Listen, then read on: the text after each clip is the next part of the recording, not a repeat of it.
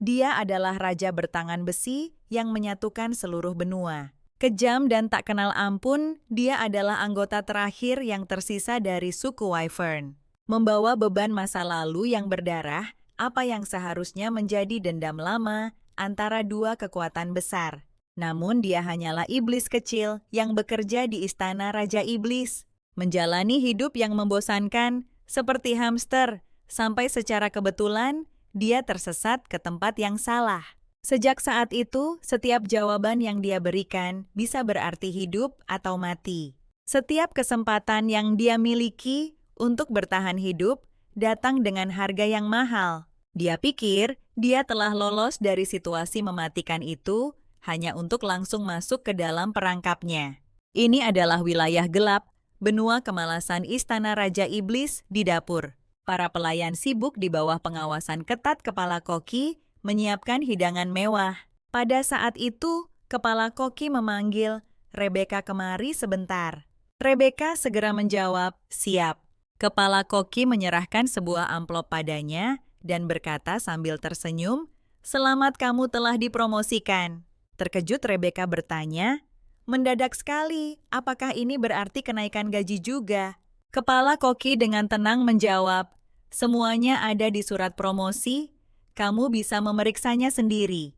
Saat Rebecca membaca surat itu, dia tidak bisa tidak berpikir, setelah 3 tahun bekerja di Istana Iblis, apakah kerja kerasku akhirnya diakui? Ibu ayah putri kalian akhirnya berhasil. Sementara itu, Kepala Koki benar-benar bingung. Tunggu, apakah ada yang salah? Bagaimana mereka mempromosikan asisten dapur untuk menjadi pelayan pribadi Raja Iblis? Mendengar ini, Rebecca terpaku di tempat. Ia berpikir panik, pelayan pribadi Raja Iblis. Semua orang pernah mendengar rumor tentang Raja Iblis Abel Ren. Ia naik takhta domain kegelapan pada usia 10 tahun. Dan hanya dalam 10 tahun, ia menyatukan domain kegelapan yang terpecah-pecah.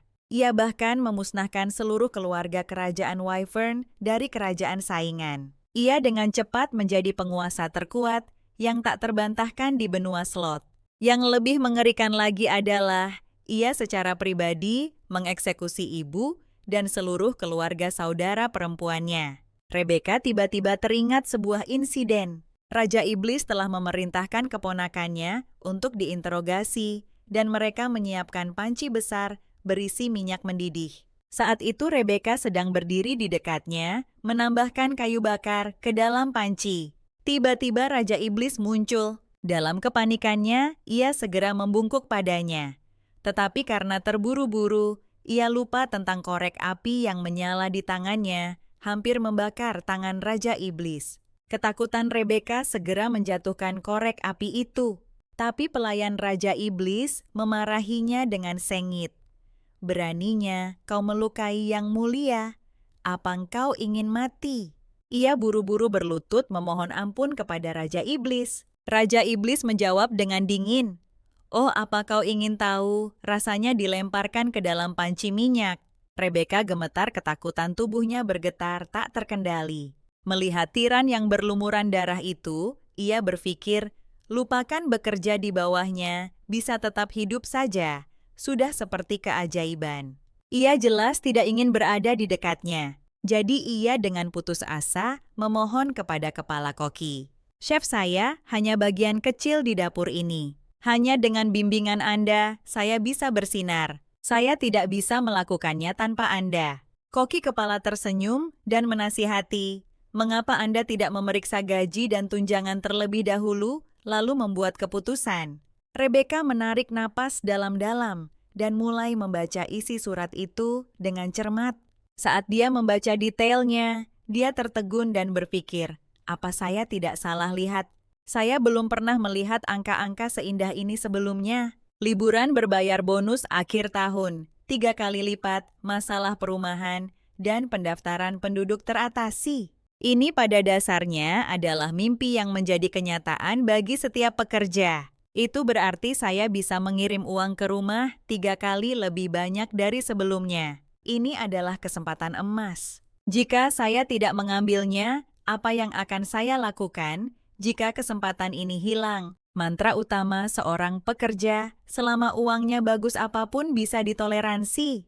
Di asrama wanita Istana Iblis Rebecca, menggunakan cermin komunikasi ajaib untuk berbicara dengan orang tuanya. Ayahnya berkata padanya, "Jika kamu tidak bisa menyesuaikan diri, pulang saja. Ayah bisa mendukungmu." Rebecca meyakinkannya, "Ayah jangan khawatir, aku baik-baik saja. Dan aku akan bisa mengirim lebih banyak uang lagi pada akhir tahun." Ibunya tiba-tiba meminta maaf berkata, "Sayang, ibu minta maaf sekali. Ini semua karena kesehatan. Ibu menurun dan ibu tidak hanya menguras tabungan kita, tapi juga membuatmu menyerah pada impianmu masuk sekolah kedokteran." Rebecca dengan cepat memotong perkataan ibunya, meyakinkan, "Jangan bicara hal-hal yang mengecilkan hati seperti itu. Lihat, aku sudah menjadi pelayan pribadi Raja Iblis. Aku akan belajar banyak dan mengalami banyak hal. Keluarga kita semakin membaik, dan kesehatan ibu juga akan membaik. Percayalah, bekerja untuk yang mulia juga, gajinya tinggi. Jika aku bertahan beberapa tahun lagi, aku bisa pulang. Lalu keluarga kita akan berkumpul lagi, dan ibu juga akan sehat. Ayah ibu aku di sini. Aku berangkat kerja sekarang. Sampai jumpa." Rebecca tiba di kediaman Raja Iblis, Istana Bulan Merah. Dia mendongak ke arah Istana Agung, berpikir dalam hati, "Ini akan menjadi medan pertempuranku mulai sekarang." "Kamu pasti bisa, Rebecca." Kepala pelayan istana menyerahkan sapu padanya dan memerintahkan dengan dingin, "Pergi bersihkan Aula Phoenix." Jantung Rebecca berdebar kencang. Merasa ragu, dia pernah mendengar bahwa Aula Phoenix adalah tempat terlarang. Kepala pelayan menyadari keraguannya mencibir. "Aku dengar dari kepala koki bahwa kamu rajin. Kenapa kamu menunda tugas pertamamu?" Orang-orang di sekitarnya bergumam setuju berbisik di antara mereka sendiri. Rebecca tidak ingin membuat kesan buruk pada kepala pelayan segera. Jadi dia dengan enggan menyetujui tugas itu. Melihat sosoknya yang menjauh kerumunan mulai bergosip. Mereka mengatakan bahwa Aula Phoenix adalah rumah bagi beberapa tawanan perang paling kejam dan berbahaya, terutama yang dikurung di tingkat terendah yang identitasnya masih menjadi misteri. Siapapun yang berani memasuki Phoenix Hall sebelumnya, entah mati atau cacat parah. Begitu Rebecca melangkah ke aula, dia langsung merasa ada yang tidak beres. Tiba-tiba, gelombang energi gelap yang kuat menyerbu tubuhnya, diikuti oleh lolongan mengerikan dan menyakitkan dari roh-roh jahat yang tak terhitung jumlahnya bergema di udara. Kemudian, sama mendadaknya lolongan itu berhenti dan keheningan yang menyusul terasa mencekik. Mungkinkah ada sesuatu di tingkat terendah yang ditakuti semua orang? Rebecca berjuang sekuat tenaga, tidak ingin mati di sini tanpa penjelasan apapun. Dia harus melarikan diri lebih jauh ke bawah, tapi makhluk mengerikan macam apa yang mungkin ada di sana? Saat itu, dia merasakan sesuatu di belakangnya perlahan mendekat dan ketakutan langsung menyelimutinya. Dalam kepanikan, sebuah tangan tiba-tiba muncul dari kegelapan dan mendorongnya dengan kasar ke tingkat terendah.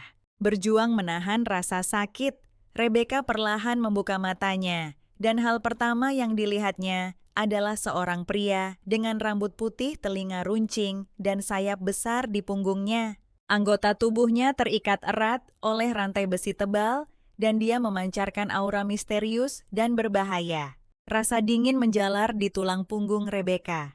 Seekor wyvern, tapi bukankah suku wyvern dimusnahkan oleh Raja Iblis? Saat itu juga, roh jahat itu mencibir, dia tamat. Naga itu telah dikurung dan menjadi gila. Masuk ke sana lebih buruk daripada mati di tangan kami. Dia tahu dia akan dilahap hanya menyisakan tulang belulang. Mendengar perkataan roh jahat itu, Rebecca merasakan gelombang kepanikan. Apakah dia benar-benar akan memakanku? Kehadirannya yang begitu kuat membuat sulit bernapas.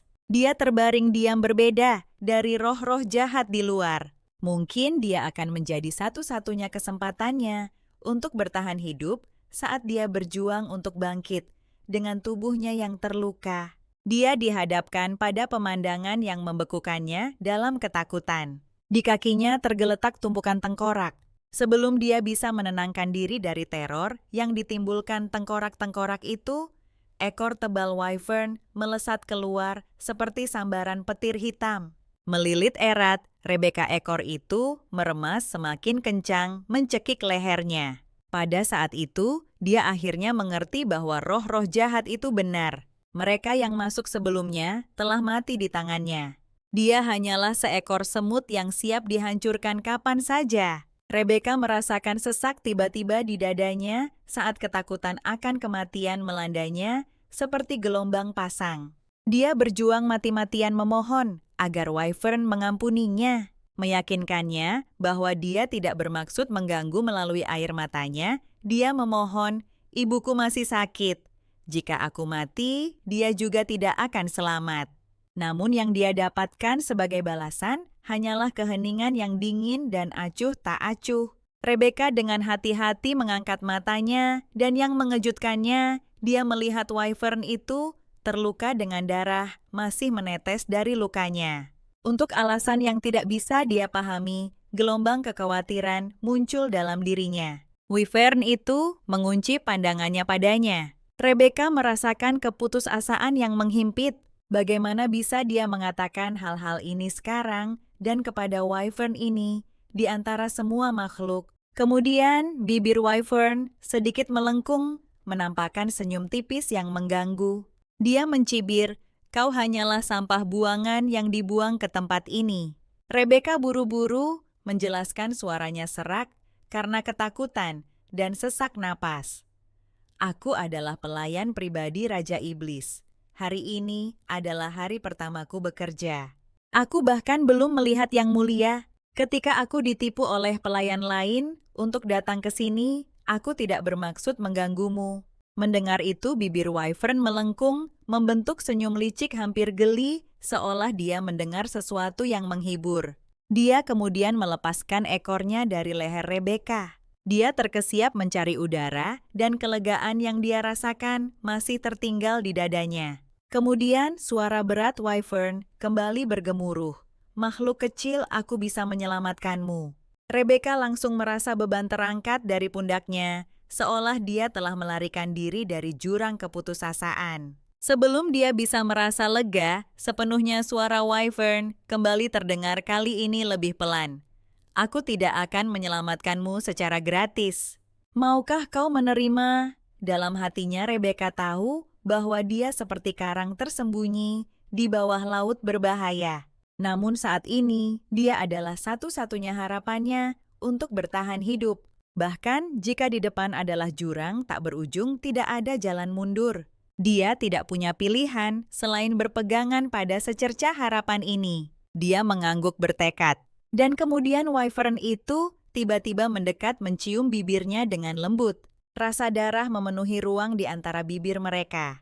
Sebuah insting kuat memberitahu Rebecca bahwa mulai sekarang nasib mereka akan terjalin erat. Sementara itu, Percino memanggil dengan dingin, "Gary, Rebecca, Katie, kalian bertiga akan membantu Yang Mulia mandi hari ini."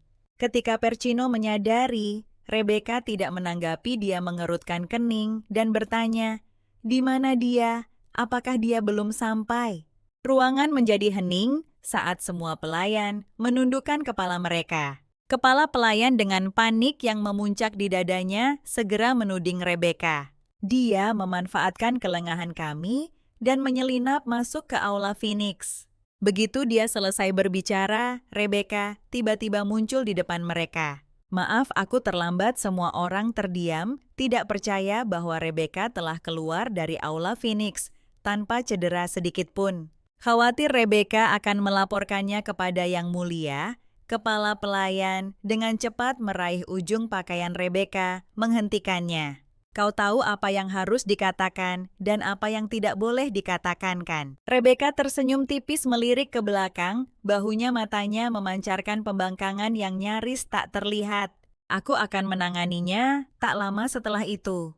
Rebecca dan dua pelayan lainnya diantar masuk ke kamar Raja Iblis. Rebecca merasa keberuntungannya benar-benar telah habis. Dia baru saja lolos dari sarang naga, dan sekarang dia berjalan lurus ke sarang harimau. Itu melelahkan. Tak lama kemudian, Percino memberi isyarat agar semua orang berhenti. Dia mendekati Raja Iblis sendirian, dengan hormat melaporkan, "Yang mulia ketiga, pelayan telah tiba." Aura yang kuat dan menakutkan menghantam mereka seperti dinding. Hati Rebecca menciut, dan dia secara naluriah menundukkan kepalanya terlalu takut untuk mendongak. "Salah satu dari kalian bertiga adalah pengkhianat." Suara Raja Iblis terdengar dingin dan menusuk. Jantung Rebecca berdebar panik saat mendengar kata-kata itu, denyut nadinya meningkat drastis. Raja Iblis dengan pedang di tangan melangkah perlahan dan hati-hati ke arahnya. Dia mengulurkan tangan dan mengangkat dagu. Rebecca bertanya dengan dingin, "Jadi kau pelayan baru itu, Rebecca?" Rebecca gemetar, ketakutan, pikirannya kalut.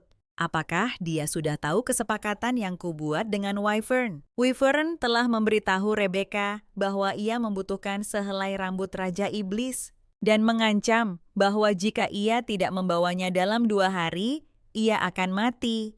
Rebecca menjawab dengan susah payah, "Ya yang mulia." Ia belum sepenuhnya pulih dari kepanikannya ketika tiba-tiba ia mendengar suara pedang yang tajam membelah udara. Ketakutan ia perlahan menoleh hanya untuk menemukan pedang Raja Iblis sudah beberapa inci darinya.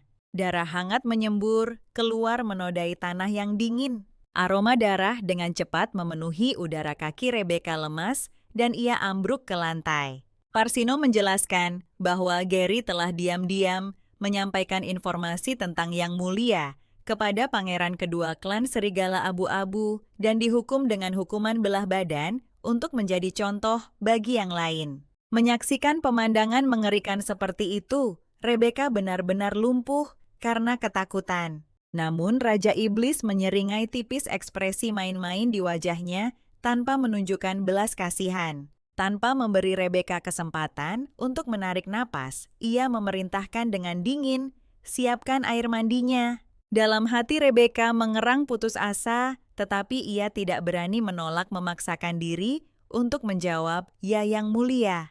Hari ini sehelai rambut saja sepertinya bisa merenggut nyawanya. Bagaimanapun Raja Iblis di hadapannya 100 kali lebih kejam dari yang pernah ia bayangkan. Dalam sekejap mata Raja Iblis menanggalkan pakaiannya dan dengan santai masuk ke dalam bak mandi. Secerca harapan berkelebat di mata Rebecca. Mungkin ada sehelai rambutnya di pakaiannya. Dia mencari kemana-mana luar dalam berkali-kali, tapi tidak menemukan apapun. Dia berkata pada dirinya sendiri bahwa dia tidak akan menyerah. Dia memaksakan diri untuk menekan rasa takut di dalam dan berjalan mendekat, berpura-pura tenang. Saat dia membantu Raja Iblis mengeringkan rambutnya, dia berpikir, "Setiap kali aku mengeringkan rambutku, paling banyak rontok. Mungkin Raja Iblis juga begitu." Namun tepat ketika dia mengira akan berhasil, dia menemukan tidak ada sehelai pun rambut di handuk. Rambut Raja Iblis benar-benar seperti rambut makhluk ilahi. Rebecca panik. Dia hanya punya 2 hari seperti yang dikatakan Wyvern. Waktu hampir habis dan tiba-tiba sebuah ide berani muncul di benaknya. "Cabut saja rambut Raja Iblis. Tapi jika aku mencabut rambutnya dan dia menyadarinya, aku mungkin akan berakhir seperti pelayan itu. Aku harus mencari cara untuk mengalihkan perhatiannya agar sedikit rasa sakit karena mencabut sehelai rambut tidak menarik perhatiannya." Pada saat itu, suara dingin Raja Iblis kembali terdengar. "Aku dengar kau dan dia berasal dari kampung halaman yang sama dan kalian berteman dekat." Bahkan sebelum kata-kata itu selesai, pelayan lain, Katie, dicekik dengan kasar. "Jadi kau juga bersalah karena menyembunyikan informasi."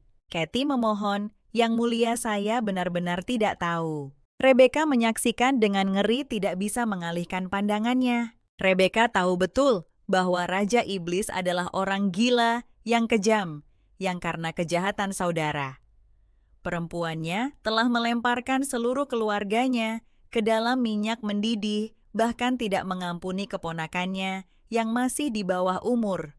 Dia seperti mamba hitam yang paranoid, siap membunuh siapapun yang dia curigai tanpa ragu. Saat Rebecca menyaksikan gelombang emosi kompleks melanda dirinya. Di satu sisi dia melihat ini sebagai kesempatan sempurna untuk mencuri sehelai rambutnya. Tetapi di sisi lain, dia tidak tega melihat seseorang mati tanpa melakukan apa-apa. Di saat hidup atau mati ini, hati Rebecca bergejolak seperti badai, tak mampu tenang. Dia menarik napas dalam-dalam dan berlutut. Dengan suara bergetar, dia memohon, "Mohon Yang Mulia ampuni dia. Jika Anda mencurigainya, Anda bisa mengusirnya dari istana, tapi mohon jangan membunuhnya." Di mata Anda mungkin hidupnya tak berarti seperti semut, tapi bagi orang-orang yang menunggunya di rumah, dia adalah seluruh harapan dan makna mereka. Raja Iblis menatap Rebecca dengan tatapan tajam. "Jadi kau kaki tangannya?" Rebecca terdiam lalu dengan gugup menjawab, "Saya baru dipindahkan dari dapur hari ini, dan saya dengar perintah itu langsung dari Yang Mulia. Bagaimana mungkin saya kaki tangannya? Saya membela dia karena saya tidak tahan melihat orang tak bersalah mati. Itu karena dia seperti saya, hanyalah orang biasa yang berusaha mencari nafkah di bawah perintah Anda, berharap bisa menabung cukup untuk kembali ke rumah dan berkumpul kembali dengan keluarganya. Yang Mulia Anda yang berada di atas sana pasti juga memiliki orang-orang yang menunggu kepulangan Anda, bukan? Mohon jangan biarkan sebuah keluarga jatuh dalam keputusasaan hanya karena kecurigaan. Ampuni nyawanya." Setelah mengatakan itu, Rebecca menundukkan kepalanya dengan hormat, jantungnya berdebar kencang. Para penjaga dan pelayan di sekitar mereka dengan cemas memperhatikan Raja Iblis. Khawatir apa yang akan dilakukannya. Setelah beberapa saat wajah Raja Iblis menggelap dan dia mendengus dingin. Dengan gerakan cepat, dia mengayunkan tangannya dan pelayan itu terlempar sejauh 3 meter. Pergi, suara dingin Raja Iblis menggema di seluruh aula. Pelayan itu bergegas melarikan diri, merangkak dan tersandung sementara Rebecca dengan cepat berlutut berterima kasih kepada Raja Iblis atas belas kasihannya. Rebecca kemudian melangkah maju berniat menyelimuti Raja Iblis dengan jubah mandi, tetapi takdir memiliki lelucon kejam untuknya. Kakinya terpeleset dan sebatang sabun yang tidak mencolok membuatnya terjatuh. Dia kehilangan kendali dan terbang langsung ke arah Raja Iblis. Dalam sekejap mata Raja Iblis berputar dan menghindar sementara Rebecca terjun kepala lebih dulu ke dalam bak mandi yang mengepul. Memercikan air kemana-mana dan menelan beberapa teguk air mandi Raja Iblis. Raja Iblis berkata dengan dingin, "Biarkan dia mengingat pelajaran ini." Para penjaga mengangguk mengerti dan segera menjawab, "Ya Yang Mulia." Rebecca nyaris lolos dari kemarahan Raja Iblis dan diam-diam menyeringai saat dia melihat beberapa helai rambut yang telah dicurinya. Namun kegembiraannya tidak bertahan lebih dari 2 detik. Penjaga itu berdiri di depannya dan menyatakan, "Rebecca, dengarkan ini, karena kau berani menentang. Yang Mulia, kau akan dikurung selama 3 hari sebagai peringatan." Ketika dia mendengar hukuman 3 hari itu, dia merasa seolah disambar petir. Di ruang kurungan Rebecca menatap keluar jendela dengan cemas berpikir dalam hati, apa yang harus kulakukan? Hanya tersisa 1 jam. Sebelum pertemuanku dengan Wyvern, aku masih belum menemukan cara untuk melarikan diri. Jendela itu adalah satu-satunya jalan keluarnya. Tiba-tiba sebuah ide terlintas di benaknya. Sepertinya satu-satunya jalan keluar adalah berubah kembali ke wujud asliku. Dengan itu, dia dengan cepat berubah kembali menjadi hamster kecil, lucu wujud aslinya. Merangkak melalui jendela dia, akhirnya melarikan diri dari ruangan kecil dan gelap itu. Aku berhasil keluar. Dia tidak bisa menahan tawa kegembiraan. Namun saat dia sedang merayakan cahaya biru, menyilaukan tiba-tiba menyerang. Kekuatan dahsyat itu membantingnya ke belakang dan dia jatuh telentang ke tanah dengan suara gedebuk. Seketika para penjaga menangkapnya dan mengangkatnya seolah-olah sedang memegang anak ayam kecil. Rebecca gemetar ketakutan. Tiba-tiba dia mendapat ide. Dia dengan cepat mengedipkan mata besarnya yang polos dan mencoba memohon kepada mereka. Namun para penjaga tidak bergeming. Dan begitu saja Rebecca dilemparkan kembali ke dalam ruangan gelap. Ada penghalang yang menghalanginya. Dia sama sekali tidak bisa keluar. Saat itu juga, Rebecca tiba-tiba merasakan sakit yang tajam di tubuhnya. Tubuhnya terasa seolah ribuan jarum baja menusuknya sekaligus, seolah-olah dia sedang dicabik-cabik dalam kobaran api yang mengamuk. Apakah ini yang dimaksud Wyvern dengan tidak ada jalan keluar dari kematian? Dalam waktu kurang dari sedetik tubuhnya mulai hancur berubah menjadi bintik-bintik cahaya. Dia benar-benar menjadi abu, hanya menyisakan keheningan kosong ruangan gelap di belakangnya. Pada saat itu, jauh di dalam penjara bawah tanah antisipasi Wyvern berubah menjadi kekecewaan. Seperti yang diduga, kegagalan tak berguna lainnya. Namun kemudian, entah dari mana Rebecca tiba-tiba muncul di hadapannya. Pupil mata Wyvern langsung menyempit karena terkejut menatapnya dengan tidak percaya. Dia tidak pernah bisa membayangkan bahwa gadis itu akan muncul hidup-hidup tepat di depannya. Suara Rebecca bergetar menahan sakit. "Tolong aku, selamatkan aku." Tiba-tiba ia merasakan sensasi aneh. Pria di hadapannya memancarkan aura misterius dan mematikan. Aura ini membuat darahnya langsung mendidih, dan hasrat yang belum pernah terjadi sebelumnya melonjak dari lubuk hatinya, menguasai seluruh tubuhnya dalam sekejap.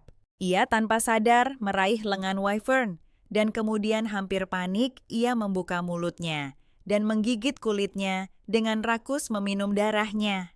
Saat darah mengalir ke tenggorokannya, kesadarannya perlahan mulai kembali. Rasa sakit yang hebat di tubuhnya berangsur-angsur surut, seperti air pasang yang surut. Ketika ia sepenuhnya sadar, ia menyadari wajah Wyvern yang dingin dan keras, hanya berjarak beberapa inci, dan tangannya masih mencengkeram erat lengan pria itu yang berlumuran darah. "Sudah cukup atau mau lagi?" Suara Wyvern rendah dan mengerikan. Rebecca tersentak seolah tersengat listrik, dengan cepat melepaskan lengannya dan bergumam, "Maafkan aku."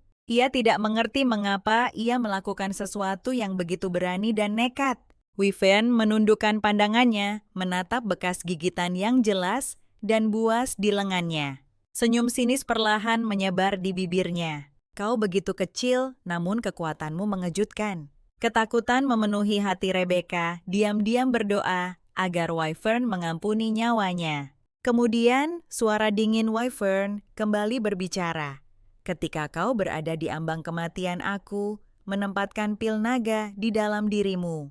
Meskipun itu, sementara menopang hidupmu pil naga itu membutuhkan darah naga untuk menutrisinya. Jika tidak, dalam 2 hari pil naga itu akan membakar dagingmu atau kembali ke bentuk aslinya." Mata Wyvern berkedip kebingungan. Dia tidak mengerti mengapa pil naga itu tidak merenggut nyawa gadis itu, dan malah membawanya ke sini. Namun gadis ini jelas telah membangkitkan minatnya yang semakin besar, dan dia ingin sekali melihat bagaimana nasibnya di masa depan. Mendengar perkataan Wyvern, Rebecca tiba-tiba mengerti bahwa mulai sekarang dia harus bergantung pada darahnya untuk mempertahankan hidupnya. Wyvern berjanji padanya bahwa selama dia patuh melakukan perintahnya, dia akan dengan senang hati memberinya darah naga. Namun Rebecca ragu. Mengkhianati Raja Iblis juga merupakan jalan satu arah menuju kematian. Terlebih lagi mengingat kemampuannya dia mungkin tidak akan bertahan 2 hari sebelum terbunuh. Memikirkan hal ini, Rebecca merasakan ketidakadilan yang mendalam, bertanya-tanya mengapa takdir melemparkannya ke dalam kekacauan ini. Namun Wyvern belum selesai.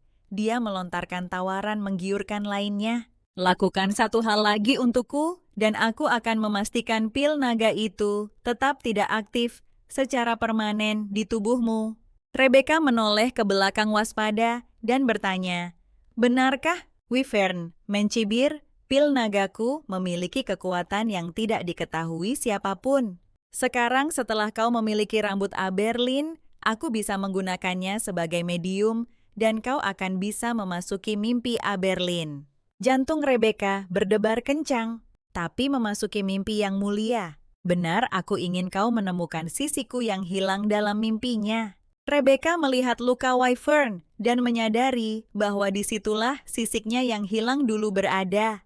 Merasa sedikit simpati, tetapi sedetik kemudian logikanya dengan cepat kembali. Berpikir itu pasti karena Wyvern telah melakukan begitu banyak kejahatan, sehingga Raja Iblis mengambil sisiknya. Dia tidak pantas mendapat simpati, tetapi ini seharusnya menjadi pertarungan antara dua tokoh kuat.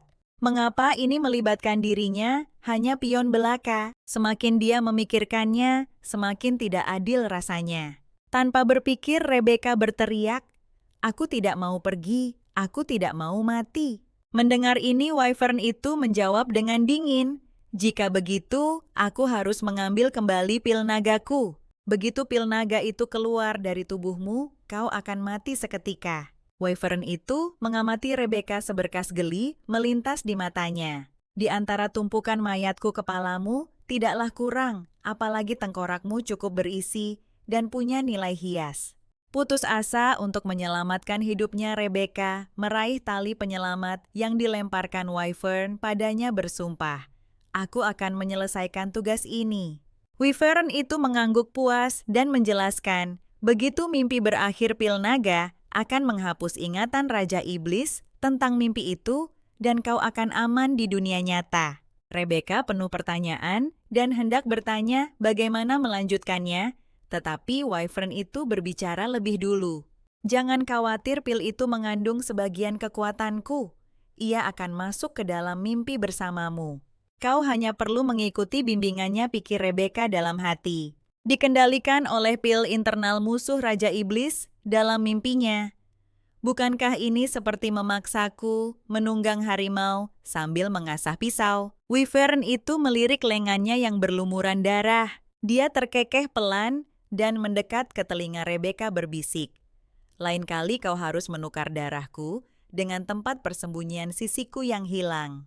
Begitu selesai berbicara, dia melambaikan tangannya. Sebuah lingkaran sihir besar muncul entah dari mana, memancarkan aura misterius dan berbahaya. Sebelum Rebecca sempat mempersiapkan diri secara mental, Wyvern itu mendorongnya langsung ke tengah lingkaran. Dalam sekejap dunia berputar di sekelilingnya, dan ketika dia sadar kembali, dia menemukan dirinya di ruang gelap tak berujung. Tetesan hujan tajam, tak terhitung jumlahnya, bagaikan pedang dan meteor mematikan, datang menyerbunya. Rebecca menatap ngeri mati-matian, menghindar ke kiri dan ke kanan, mencoba melarikan diri dari serangan mengerikan ini. Namun sekeras apapun dia mencoba, rasanya dia terperangkap dalam sangkar tak terlihat, tidak bisa melarikan diri. Tepat saat dia hampir menyerah, pil naga muncul dan menjelaskan, ini adalah batas mental Raja Iblis. Kesadaran defensifnya mengambil bentuk hujan pedang untuk mencegah intrusi eksternal. Tapi jangan khawatir, ini hanyalah konstruksi mental. Ada rasa sakit, tapi tidak ada luka nyata, meskipun rasa sakit itu sendiri bisa saja merenggut nyawamu. Dia khawatir jika Raja Iblis tidak bermimpi. Apakah semua penderitaannya akan sia-sia? Pil naga menjawab dengan tenang. Itu mungkin saja, tapi di ruang mental kamu bisa menciptakan benda dengan imajinasimu. Coba bayangkan payung yang bisa menahan hujan pedang.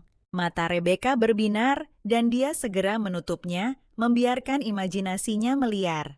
Dia menginginkan payung besi kecil yang tebal, tetapi ketika dia membuka matanya, dengan penuh antisipasi, hasilnya sama, tidak ada yang berubah. Dasar tidak berguna, pil naga mengutuk. Frustrasi tiba-tiba seluruh ruang mental bergetar hebat. Ekspresi pil naga berubah drastis saat berkata, Raja Iblis sedang bermimpi. Aku tidak bisa muncul dalam mimpinya. Aku harus pergi dulu, untuk sementara. Detik berikutnya, Rebecca merasakan kekuatan luar biasa menariknya ke ruang lain. Ketika dia mendapatkan kembali keseimbangannya, dia mendapati dirinya mengenakan pakaian perawat berdiri di sebuah ruangan megah. Cahaya bulan membanjiri melalui jendela, membentuk siluet kabur di lantai. Jantung Rebecca berdebar kencang dan dia berpikir, apakah ini Raja Iblis dalam mimpi? Semuanya dibentuk oleh kesadarannya, bahkan penampilanmu. Suara pil naga bergema di benaknya. Mendengar ini jantung Rebecca serasa berhenti berdetak sejenak. Larut malam sebuah kamar istana, seorang pria dan wanita sendirian dalam seragam perawat. Wajahnya memerah dan dia tidak bisa menahan diri untuk berpikir, Raja Iblis ini cukup genit? Apakah ini mimpi berwarna? Iya. Pikiran tentang kemungkinan menghadapi pelecehan di tempat kerja pertamanya membuat Rebecca panik dan dia segera mulai berlari. Tapi saat dia mengambil langkah pertamanya, pintu terbanting menutup dengan suara gedebuk. Rebecca menarik napas dalam-dalam berulang kali mengatakan pada dirinya sendiri bahwa ini hanya mimpi. Ini semua palsu. Dia dengan hati-hati bergerak menuju tempat tidur. Raja Iblis, ketika dia tiba-tiba mendengar suara kecil yang lembut dan imut bertanya, "Kakak, kita akan menyuntik di mana hari ini?" Rebecca langsung tertegun. Baru saja itu Raja Iblis. Bagaimana semuanya berubah begitu tiba-tiba? Sebuah pikiran berani melintas di benaknya, tapi dia memutuskan untuk memastikan situasinya terlebih dahulu. Dia memaksakan senyum tenang dan bertanya, "Nak, siapa namamu?" Anak kecil itu mengedipkan mata besarnya yang polos dan menjawab, "Kakak perawat." "Ada apa?" "Aku putra mahkota Berlin." Rebecca langsung luluh oleh kelucuannya berseru dalam hati. Dia sangat menggemaskan. Raja Iblis naik takhta pada usia 10 tahun dan dia menyebut dirinya putra mahkota. Jadi ini pasti sebelum dia menjadi Raja Iblis sempurna. Jauh lebih mudah bergaul dengan anak kecil daripada Raja Iblis yang sekarang. Rebecca teringat apa yang dikatakan pil naga itu. Setelah mimpi berakhir, Raja Iblis tidak akan mengingat apapun. Dia berpikir, bagus. Itu berarti aku bisa melakukan apapun yang aku mau. Hal pertama yang harus dilakukan, sesi menggoda habis-habisan. Dia menerkam Raja Iblis kecil yang menggemaskan itu, mengacak-acak rambutnya, dan memeluknya seperti penggemar gila. Lalu dia mengancam dengan bercanda, "Kakak akan menyuntikmu tepat di pantat." Yang mengejutkannya, Raja Iblis kecil itu berbalik dengan patuh dan menjulurkan pantat kecilnya. Rebecca langsung tertegun. "Tunggu, bukankah anak-anak seharusnya mengamuk saat waktunya disuntik? Kenapa ini benar-benar di luar dugaan?" Raja Iblis kecil itu menggigit bibirnya diam-diam menahan perihnya. Dan setelah selesai, dia bahkan tersenyum dan berkata, "Terima kasih, suster." Melihat ekspresinya yang menggemaskan dan menyedihkan, Rebecca tiba-tiba merasa bersalah. Mungkin dia tidak seharusnya mempermainkan anak seperti ini. Dia dengan lembut mengeluarkan sapu tangan dan menyeka air mata dari mata Raja Iblis kecil itu. "Suntikan tidak terlalu sakit kalau ada permen. Nanti mau permen dari kakak." Saat mendengar kata permen, matanya langsung berbinar. Kakak yang terbaik. Rebecca mencoba mengingat apa yang dikatakan pil naga dan berusaha memanggil permen dari udara kosong. Setelah mencoba 49 cara berbeda, dia masih tidak mendapatkan apa-apa sama sekali. Dia melihat ekspresi penuh harap dan antusias Raja Iblis kecil itu dan tidak tega mengecewakannya. Tiba-tiba sebuah ide terlintas di benaknya. Mengambil tangan kecilnya, dia berkata, "Tidak ada permen sungguhan sekarang. Tapi mari kita berpura-pura dengan ini dulu." Saat dia berbicara, dia mulai dengan hati-hati menggambar permen di telapak tangannya dengan jarinya. Raja Iblis kecil itu memperhatikan ekspresi fokusnya, jantungnya berdebar kencang. Dan di antara satu kedipan mata dan kedipan berikutnya, anak itu menghilang, digantikan oleh Raja Iblis dewasa yang tinggi. Rebecca menyelesaikan gambarnya dan tersenyum. "Lain kali aku akan membawakanmu permen sungguhan, janji." Tapi begitu dia mendongak dan melihat Raja Iblis tinggi berwajah dingin berdiri di depannya, dia benar-benar membeku. Dia secara naluriah melompat mundur beberapa meter tergagap. "Kenapa yang mulia?" Pikirannya kacau. Apa-apaan ini? Apakah ini semacam pertunjukan transformasi langsung? Sementara itu, Raja Iblis menatap lekat-lekat telapak tangannya, tenggelam dalam pikiran. Bagaimana bisa gambar permen sekecil itu membangkitkan sesuatu yang begitu asing di hatinya? Lalu tanpa diduga, ekspresi muramnya meleleh menjadi senyum berseri-seri. Kau sudah janji kan? Lain kali bawa permen sungguhan. Rebecca berdiri terpana. Dia tidak pernah membayangkan Raja Iblis yang terkenal itu bisa tersenyum begitu lembut. Dia memandangi fisiknya yang baru berotot dengan bangga sangat gembira. Aku tidak percaya obatmu bekerja secepat ini. Kakak aku lebih kuat sekarang. Para menteri tua itu pasti akan ketakutan padaku. Tidak ada yang bisa memanggilku anak kecil lagi. Otak Rebecca mulai bekerja. Tunggu, apakah obat itu semacam serum pematangan tubuh? Tapi secara mental, dia masih berusia 10 tahun. Sebelum dia sempat memikirkannya, Raja Iblis menerkamnya seperti anak anjing yang kebesaran dan memeluknya erat. Dia menatapnya, suaranya lembut dan tulus. Kakak, bolehkah aku tidur bersamamu malam ini? Rebecca tiba-tiba panik menyadari bahwa seragam perawatnya entah bagaimana telah berubah menjadi gaun tidur kecil yang terbuka. Tepat saat dia hendak menolak, suara mendesak dari pil naga bergema di benaknya. Katakan ya, ini bisa menjadi kesempatan terbaikmu untuk mencari tahu di mana sisik terbalik itu disembunyikan. Tidak punya pilihan lain, Rebecca memaksakan diri untuk mengangguk. Raja Iblis meringkuk di sampingnya, seperti anak anjing raksasa yang patuh dan tak lama kemudian tertidur. Di ruangan yang sunyi itu, hanya terdengar suara 2 detak jantung. Otak Rebecca benar-benar kosong menatap wajah tidurnya yang damai dan polos. Emosi yang tak terlukiskan mulai bergejolak di dalam dirinya. Lalu dia berbisik, "Kakak, besok adalah penobatanku. Aku takut, aku tidak bisa tidur sama sekali." Rebecca secara naluriah mengulurkan tangan menepuk punggungnya dengan lembut. "Jangan khawatir, aku akan menemanimu yang mulia." Tapi tiba-tiba dia membuka matanya dan menatapnya dengan intens. "Kakak, lihat aku. Menurutmu apakah aku terlihat cukup kuat untuk menakuti mereka?"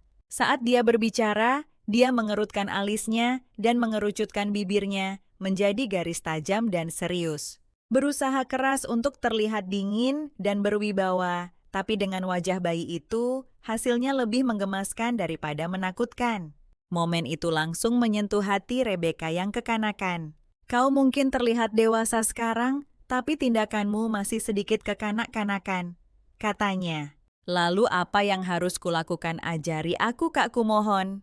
Rebecca berpikir, itu mudah. Cukup tiru versi nyata dari dirinya yang berdarah dingin. Jadi dia tersenyum dan berkata, "Baiklah, perhatikan baik-baik." Dia mulai secara dramatis memerankan kembali ekspresi Raja Iblis yang biasa. Tatapan dingin, gerakan, berwibawa, postur, mengancam berulang kali seperti seorang aktris panggung. Tiba-tiba, dia merasakan cengkeraman erat di lehernya. Raja Iblis membantingnya ke tempat tidur dalam satu gerakan cepat. Kilatan haus darah muncul di matanya saat dia menggeram. "Kau berani naik ke ranjang raja, mencari mati." Jantung Rebecca hampir berhenti. Dia pikir dia sudah lepas kendali dan akan menghabisinya di sana. Tapi detik berikutnya, dia melepaskan dan menyeringai riang. "Apa aku melakukannya dengan baik, Kak?" Rebecca tersenyum tak berdaya. "Bakat seperti ini benar-benar menakutkan. Tapi Kak, para menteri semuanya lebih kuat dariku. Aku masih sangat gugup." Melihat Raja Iblis muda itu, Rebecca merasakan gelombang kelembutan. Begitu muda, namun sudah dipaksa bertindak seperti penguasa di antara serigala. Itu benar-benar tidak mudah baginya. Dia mengulurkan tangan dan dengan lembut mengacak rambutnya, berbisik pelan, "Ayah, kamu pasti bisa. Suatu hari nanti kamu akan menjadi raja yang benar-benar hebat." Mata Raja Iblis berbinar gembira mendengar kata-katanya, senyum merekah di wajahnya. Lalu perlahan dia mendekat padanya dan mengecup lembut pipinya. "Kakak kamu bahkan terasa lebih manis dari permen." Pikiran Rebecca benar-benar kosong, jantungnya berdebar, tak terkendali di dadanya. Saat dia tersadar wajah Raja Iblis yang sangat tampan, kini hanya berjarak beberapa inci, membuat napas Rebecca tertahan di tenggorokannya. "Kakak, aku punya hadiah untukmu." Rebecca masih tenggelam dalam pusaran pikiran yang kacau memutar ulang ciuman itu berulang kali di benaknya. Ya Tuhan, aku baru saja dicium oleh tiran kejam. Tidak sadarlah, dia hanya seorang anak kecil sekarang. Raja Iblis menyerahkan sebuah kotak kecil berhias rumit padanya. Ini untukmu, kakak. Rebecca ragu tidak yakin bagaimana harus menanggapi sampai suara pil naga bergema di kepalanya. Ambillah dalam mimpi. Rahasia dari alam bawah sadar sering muncul dalam bentuk benda tersegel. Ini mungkin kunci sisik terbalik itu. Dia menarik napas untuk menenangkan diri. Dia tersenyum dan menerima hadiah itu. Setelah membukanya, dia menemukan jepit rambut lucu berbentuk tikus kecil. Jepit rambut itu terlihat anehnya familiar, seolah dia pernah melihatnya di suatu tempat sebelumnya. Sebelum dia sempat mencerna Raja Iblis, sudah melangkah mendekat dan dengan lembut menjepitkannya ke rambutnya sendiri. Dengan kekaguman di matanya, dia berkata, "Seperti dugaanku, jepit rambut ini terlihat sempurna padamu. Kau sangat cantik, kakak." Pipi Rebecca memerah, jantungnya berdebar kencang. Tunggu, apakah ini sebuah pengakuan? Raja Iblis dalam mimpi ini terasa sangat berbeda jauh, lebih lembut, hampir tulus. Tiba-tiba ruangan mulai bergetar hebat dan pil naga itu berteriak. Tidak, mimpi ini goyah. Pikiran Rebecca kalut. Apakah dia bangun? Dia menyaksikan dengan panik saat sosok Raja Iblis mulai memudar dan tubuhnya sendiri juga ikut menghilang. Aku belum menemukan sisik terbalik itu. Misi ini belum selesai. Ketika Rebecca membuka matanya lagi, Wyvern itu berdiri di depannya tersenyum tipis. Selamat, kau melakukannya dengan baik.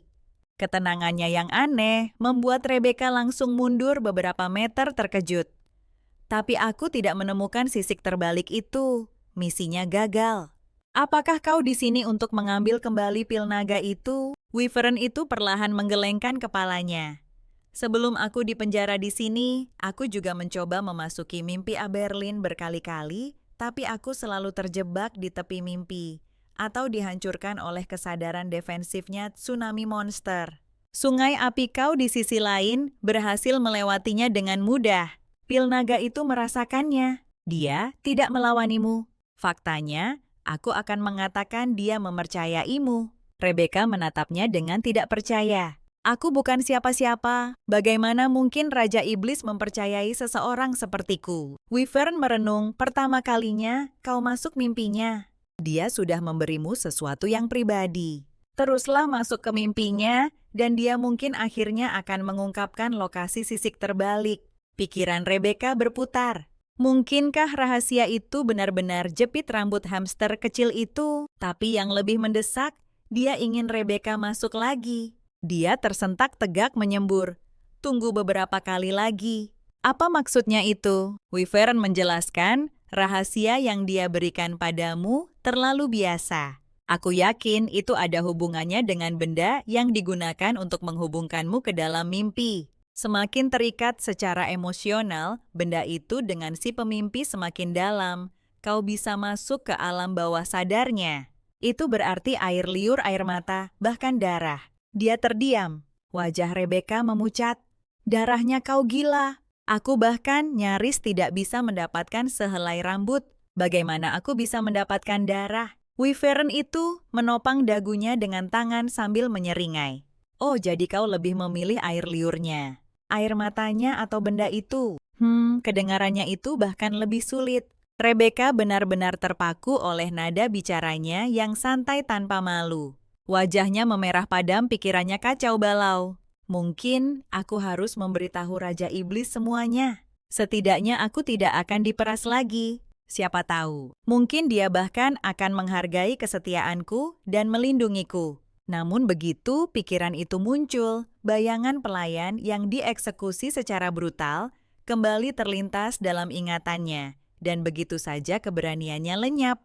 Tidak, belum. Wyvern ini mungkin licik dan tak terduga, tapi dia masih membutuhkanku. Dia tidak akan membunuhku, setidaknya tidak sekarang. Menguatkan diri Rebecca, menarik napas dalam-dalam. Baiklah, aku akan melakukannya, tapi aku punya syarat.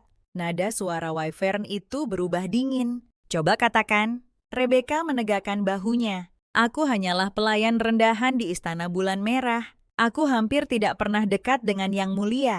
Mendapatkan darahnya tidak akan mudah. 2 hari tidak cukup sayang. Aku butuh 6 hari, dan selama itu kau harus terus memberiku darahmu. Wyvern itu menatapnya lalu perlahan tersenyum. Sepakat.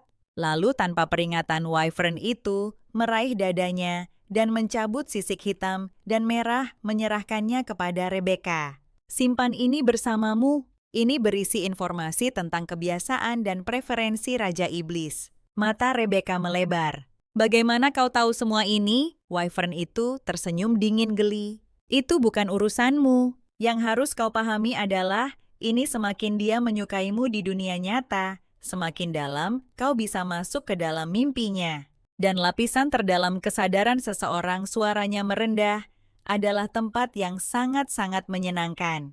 Rebecca merasakan hawa dingin merambat di tulang punggungnya. Tunggu, apa kau pada dasarnya memintaku untuk memikat Raja Iblis? Sementara itu, kembali ke dunia nyata kasino, tiba di ruang kurungan. Waktu Rebecca sudah habis, katanya kepada penjaga. Keluarkan dia. Penjaga itu mengangguk dan mengeluarkan kuncinya untuk membuka pintu, hanya untuk menemukan tubuh bagian atas, Rebecca di dalam, dan bagian bawahnya hilang. Rebecca menunduk ngeri. Oh tidak, jangan lagi, bagian bawah tubuhku tidak kembali setelah semua percobaan itu, dan tetap saja gagal. Dalam kepanikan Rebecca dengan cepat bersembunyi di balik pintu.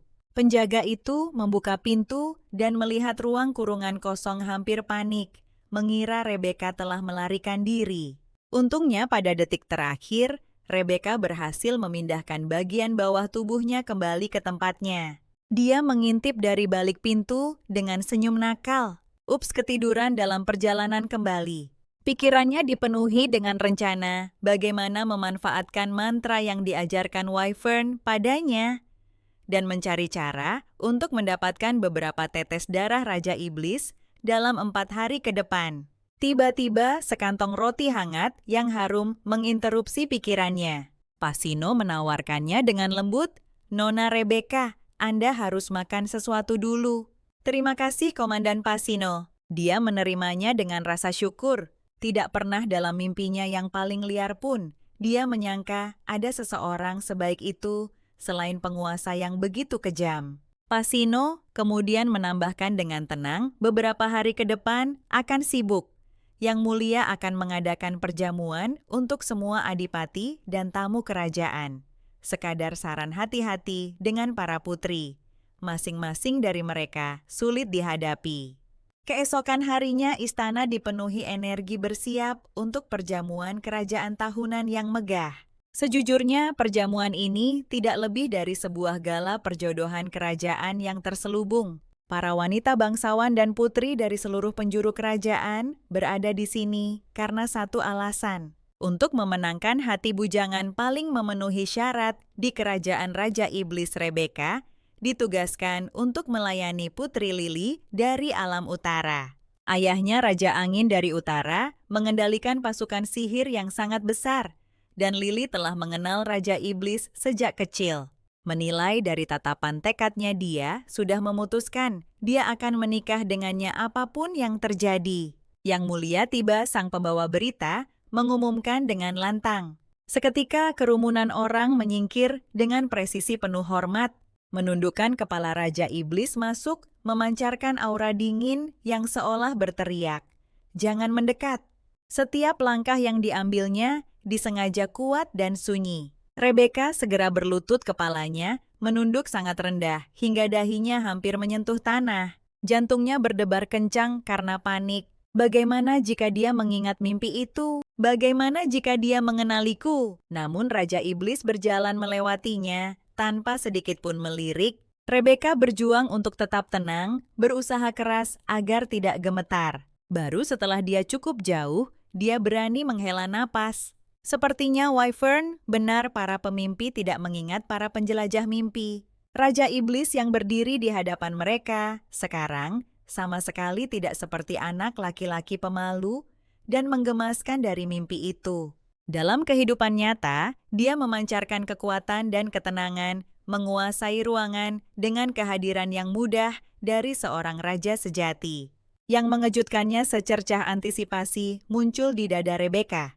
Sebagian kecil dirinya bertanya-tanya, apakah ada kelembutan tersembunyi yang terkubur jauh di dalam diri yang dingin ini. Penguasa kejam, tetapi dia segera menyadarkan dirinya. Prioritasnya jelas mencari cara untuk mendapatkan darahnya. Saat dia sedang memutar otaknya dia, tiba-tiba merasakan tatapan tajam tertuju padanya. Namun sedetik kemudian itu lenyap secepat kemunculannya. Para wanita bangsawan di dekatnya jelas telah menyadarinya. Desas-desus riuh pun merebak. Yang mulia baru saja melihat Putri Lily. Bukan begitu, kita belum punya kesempatan. Putri Lily sama sekali tidak terlihat senang. Matanya menyipit ke arah Rebecca, seraya berkata dingin, "Benarkah? Sudah lebih dari 1 dekade sejak terakhir kali aku melihat Yang Mulia," kata Putri Lily, dengan senyum manis yang tidak mencapai matanya. Namun dia langsung mengenaliku. Aku benar-benar tersanjung. Di bawah tatapan dingin Lily, Rebecca merasakan hawa dingin merayap di punggungnya, seolah-olah dia sedang diincar oleh predator. Di tempat lain, Raja Iblis diam-diam bertanya pada Piscino, "Ada kemajuan?" Piscino menjawab, 2 hari lalu kami mendeteksi denyutan sihir samar di tingkat terdalam Balai Phoenix. Jika salah satu adipati masuk, tidak akan ada jejak. Residu ini menunjukkan seseorang dengan kemampuan sihir rendah. Aku juga menemukan seseorang dengan koneksi mencurigakan ketahanan. Terdengar tarikan napas terkejut yang keras. Raja Iblis menoleh ke arah keributan itu. Rebecca tidak sengaja menumpahkan anggur merah ke gaun Putri Lily. Bisikan-bisikan pecah di antara para tamu. Bukankah Lily yang menabraknya duluan? Mengapa menyalahkan pelayan yang diliputi rasa cemburu? Lily mendatangi Raja Iblis dengan geram. "Yang mulia, saya murka. Saya merancang gaun ini sendiri, begadang semalaman memilih kain langka, dan menyewa lebih dari 100 penjahit ahli. Sekarang gaun ini dirusak oleh pelayan yang ceroboh. Tolong izinkan saya membawanya kembali ke utara. Saya sendiri yang akan mendisiplinkannya," tambahnya dengan nada yang hampir lembut. "Dia hanyalah pelayan biasa. Yang mulia pasti tidak akan keberatan, kan?" Pikiran Kasino berputar cepat. Raja mencurigai penguasa utara melakukan pemberontakan. Ini bisa menjadi kesempatan sempurna untuk menyusupkan agen. Tapi temperamen Lily terkenal buruk. Jika Rebecca pergi bersamanya, dia mungkin tidak akan kembali. Sementara itu, jantung Rebecca berdebar kencang. Tidak mungkin raja akan menyinggung putri kesayangan demi seseorang sepertiku. Jika aku ingin bertahan hidup, aku harus menyelamatkan diriku sendiri. Dengan suara gedebuk keras, Rebecca berlutut dan berteriak, "Aku tidak bisa pergi. Aku mencintai Komandan Pacino. Kami menjalin hubungan. Kami tidak bisa terpisah bahkan sehari pun." Kata-katanya membekukan seluruh aula perjamuan. Kerumunan menjadi hening total. Dan ekspresi Piscino menjadi kosong, benar-benar terkejut. Namun ketika melihat keputusasaan di mata Rebecca yang berlinang air mata, dia tidak tega membongkar kebohongannya. Dengan desahan dia melangkah maju dan memohon atas namanya. Semua orang tahu betapa dekatnya Raja Iblis dan Piscino seperti saudara kandung meskipun tidak sedarah. Demi menjaga penampilan Putri Lily, tidak punya pilihan selain menahan amarahnya. Dia memaksakan senyum. "Baiklah, aku akan pergi mengganti gaunku. Permisi." Rebecca menghela napas lega panjang. Dia berhasil menghindari bencana, atau begitulah pikirnya. Namun pernyataan dadakannya telah memberinya sebuah bahaya. Pengamat baru Raja Iblis sendiri menatap Piscino dengan mata menyipit dan bertanya dengan dingin, "Sejak kapan kalian berdua terlibat?" Piscino yang berkeringat dingin tidak punya pilihan selain menggertak. "Oh, aku sudah menyukainya sejak lama, dan setelah melihat betapa beraninya dia, selama masa penahanan aku menyatakan perasaanku saat dia keluar." Bibir Raja Iblis melengkung membentuk senyum licik. "Kalau begitu, kuharap kau telah memilih dengan bijak." Piscino memperhatikan sosok Raja Iblis yang menjauh dan menghela napas dalam hati. Rebecca mungkin telah menyelamatkan dirinya untuk saat ini, tetapi Yang Mulia curiga secara alami. Mulai sekarang, dia pasti ada dalam pengawasannya. Aku hanya berharap dia bisa melewatinya tanpa cedera. Aula dansa mencapai puncaknya dan musik mengalun. Tarian pertama malam itu akan segera dimulai. Putri Lily kini dengan gaun yang lebih mewah lagi, kembali ke aula berseri-seri penuh antisipasi. Dia yakin Raja Iblis akan mengajaknya, tapi sebaliknya Raja Iblis berbalik dan berjalan lurus menuju Rebecca. Mengulurkan tangannya, dia berkata dengan tenang, "Nona, bolehkah saya mendapatkan dansa pertama ini?" Ruangan itu gempar. Para tamu berbisik kaget. Apakah ini caranya menolak semua putri? Dia memilih seorang pelayan? Rebecca berdiri terpaku di tempat. Menari aku bahkan tidak bisa berjalan lurus dengan sepatu hak tinggi. Saat mereka melangkah ke lantai dansa, dia mulai menginjak-injak kaki Raja Iblis. Seperti anak itik yang meronta-ronta, dia meringis nyaris menahan erangan. "Kau bisa saja memberitahuku kalau kau tidak bisa menari." "Anda mengundang saya, Yang Mulia," bisiknya gugup. Bagaimana saya bisa menolak? Namun kakinya tetap menolak bekerja sama, dan satu putaran hampir membuat mereka berdua terjatuh. Raja Iblis mendorongnya menjauh.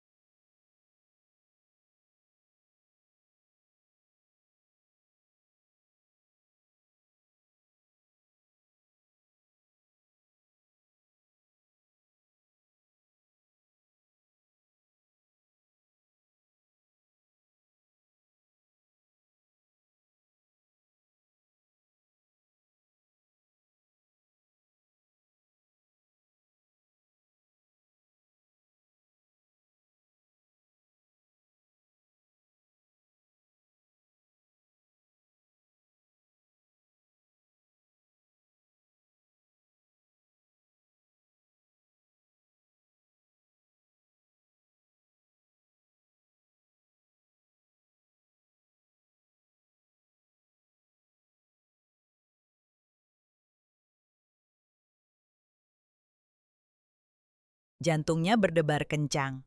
Tolong jangan mengatakan hal yang salah. Satu kesalahan, dan itu akan menjadi akhir baginya. Tapi tepat ketika ketegangan mencapai puncaknya, Rebecca tersadar. Tatapannya menjadi jernih saat dia berbicara dengan tegas. "Aku belum lama mengenal Piscino, tapi aku telah melihatnya membantu yang lemah dan menunjukkan kesetiaan yang tak tergoyahkan padamu. Aku ingin melindungi kebaikan dalam dirinya, meskipun aku takut akan kekuatanmu. Aku tidak akan pernah mengkhianatinya, tidak akan pernah menyakitinya." Raja Iblis mendengung pelan tak terbaca. Ekspresinya tetap sepenuhnya netral, mustahil untuk diartikan. Saraf Rebecca menegang. Apa aku baru saja berhasil lolos dari masalah itu dengan bicara? Rebecca tiba-tiba teringat apa yang dikatakan inti naga. Raja Iblis tidak akan mengingat apa yang terjadi dalam mimpi. Jadi kata-katanya tadi itu adalah ujian. Setelah jeda panjang, Raja Iblis akhirnya berbicara, suaranya rendah tapi berbobot. "Piscino sudah bersamaku sejak kita masih anak-anak. Ketika mendiang raja dibunuh, ayah Piscino meninggal bersamanya. Dia tidak punya siapa-siapa sejak itu, tidak ada keluarga, tidak ada teman kecuali aku. Dia selalu sendirian, tapi sekarang kau bersamanya, sebaiknya kau memperlakukannya dengan baik." Rebecca merasakan sentakan rasa bersalah dan terkejut. Tiran berdarah dingin ini menunjukkan perhatian pada orang lain. Mungkinkah dia juga kesepian? Jika dia begitu putus asa, berpegangan pada orang asing dalam mimpinya, dia pasti telah menanggung lebih banyak rasa sakit daripada Piscino sekalipun. Gelombang simpati samar bergejolak di dadanya. Untuk pertama kalinya, tatapannya ke arah Raja Iblis melunak. Tapi sedetik kemudian matanya menajam seperti silet. "Jika kau mengkhianati Piscino," katanya dingin, Aku sendiri yang akan menggantungmu di tiang gantungan. Darah Rebeka membeku. Benar, jangan pernah percaya Raja Iblis. Pria itu dilahirkan untuk mati sendirian. Untuk berterima kasih kepada Piscino karena telah membantunya di perjamuan, Rebeka membuat beberapa kue kecil dan diam-diam membawanya kepadanya. Dengan sedikit tersipu dia bertanya, "Bisakah kau mungkin terus berpura-pura menjadi pacarku sedikit lebih lama? Kurasa Putri Lili belum menyerah." Piscino setuju tanpa ragu. Rebeka terharu tak terduga. Betapa baiknya pria ini, pantas saja bahkan Raja Iblis sangat menghargainya. Namun saat teringat, Raja Iblis jantungnya berdebar. Sial, aku masih belum menyelesaikan misi utamaku. Dia tahu betul betapa paranoid dan tajamnya mata Raja Iblis. Mencoba mencuri darahnya bisa merenggut lebih dari sekadar pekerjaannya. Itu bisa merenggut nyawanya. Apa yang harus kulakukan? Erangnya dalam hati menarik-narik rambutnya karena frustrasi. Melihat kegelisahannya, Piscino menawarkan dengan lembut, "Jika ada sesuatu yang mengganggumu, aku bisa membantu." Mata Rebeka berbinar. Dia dengan cepat menyahut, "Aku hanya ingin promosi, kau tahu, jadi aku perlu memahami preferensi yang mulia dengan lebih baik." Piscino menatapnya dengan geli. Dia sama sekali tidak tertipu. Selama 2 hari terakhir, perilakunya sama sekali tidak normal. Sementara pelayan lain menghindari Raja Iblis, seperti wabah dia, justru bergegas melayaninya di perjamuan. Mata Rebeka hampir tidak pernah lepas dari Raja Iblis, bahkan saat menari. Ada sesuatu. Cara dia memandang Raja Iblis itu berbeda.